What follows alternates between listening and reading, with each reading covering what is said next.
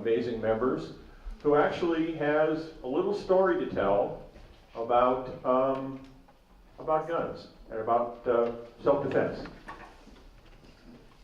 Good evening. I want to lay out a scenario for you and have you put yourself in this setting, if you would. Excuse me. There was a family that moved from the East Coast to upstate Montana. How many of you have been to Montana? Yeah, great place. Big sky country. It was in the Flathead Valley, as a matter of fact, Flathead County. A place in Kalispell, Montana, maybe you know about it. It's up on the northwest corner.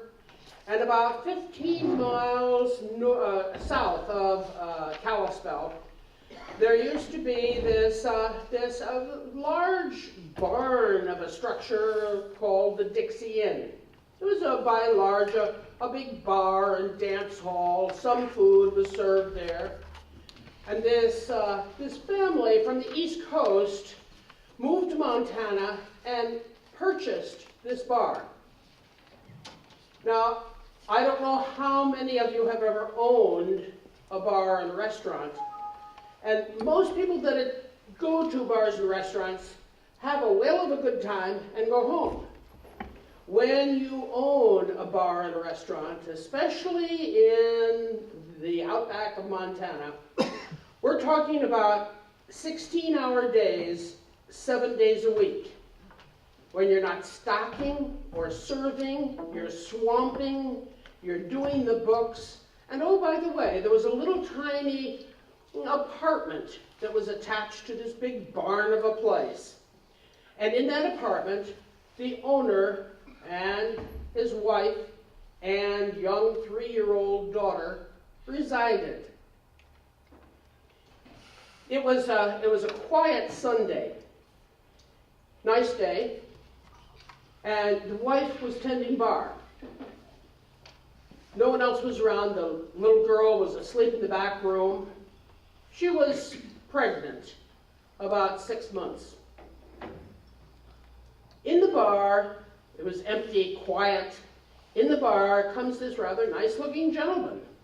Sat down at the far end of the bar, and this lady walks up to him and says, "What do you have?" And he had a strange kind of look to him. Ladies, have you ever met a man that had a strange look to them? And I mean something where the hair on the back of your neck just sort of stood up. You learn to listen to the hair on the back of your neck. So off the lady went down at the other end of the bar to draw a short beer. That's what he'd asked for. And when she returned to place it in front of him, he was sitting there with one of those very naughty magazines open to the centerfold, tipped forward to her, and stared at her in a way that was unmistakably not the kind of stare you ever want to see from anybody you don't know. He looked at this woman and said, "I want you." The woman said, I think you better leave the bar."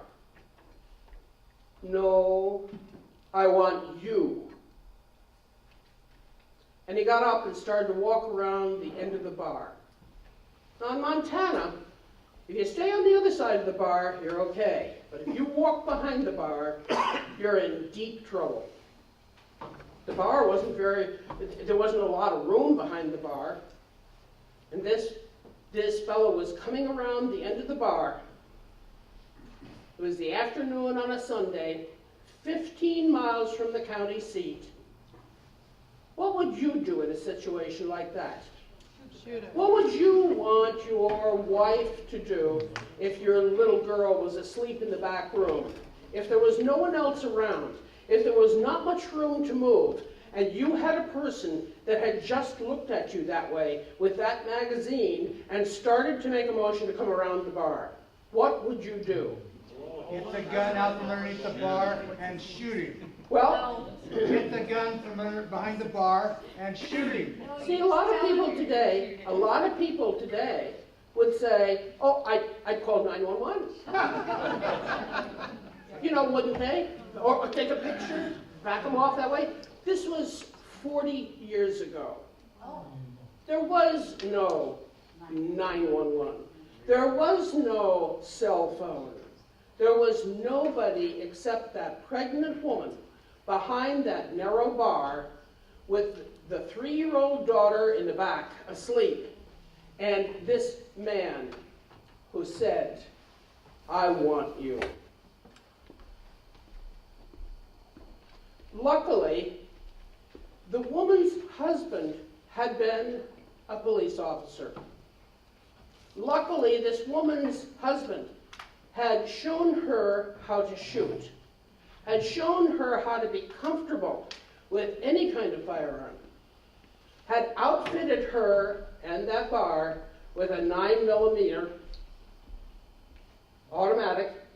It was out of sight. It was in the drawer, right in front of the cash register.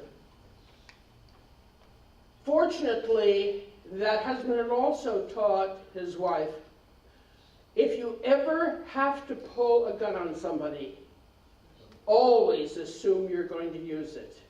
If you don't have the heart to defend yourself, don't pick up the gun. That woman, pregnant, fearful, unable to stop this person with the 3-year-old daughter in the little apartment in the back, remembered that, opened the door, pulled out that nickel-plated 9mm, and jacked the action. I'll tell you, it sounded like, ever hear the 1812 Overture in the end where the cannons go off?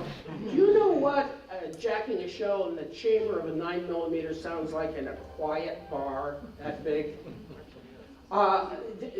Luckily, the fellow saw the look on that woman's face and had absolutely no doubt that that woman was prepared to defend herself, her unborn child, and the 3-year-old that lay sleeping in the apartment in the back. And he left. That was 40 years ago. And my daughter is still alive.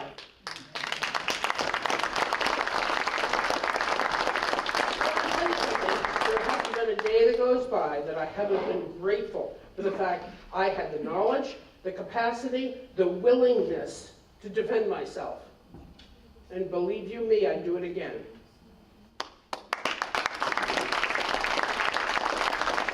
I found in anticipation of coming here, I looked on the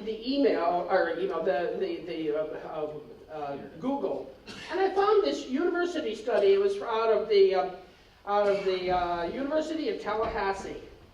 And they'd done this study a number of years ago, but what they found was that that the survey results, if you'll permit me to read this just for a second, confirmed that American citizens commonly use their privately owned firearms to defend themselves against criminal attacks, and that such defensive uses significantly outnumber the criminal uses of firearms in our country. This study found that back when this study was taken, that they could identify at least 2.5 million times each year that somebody is willing and able and knowledgeable about how to protect themselves with their own firearms. I earnestly believe that nowadays they're talking right now in the federal government about controlling guns, and they're using the saying they want common sense gun control. I'll tell you what they need. They need common sense criminal control. There you go. Thank you.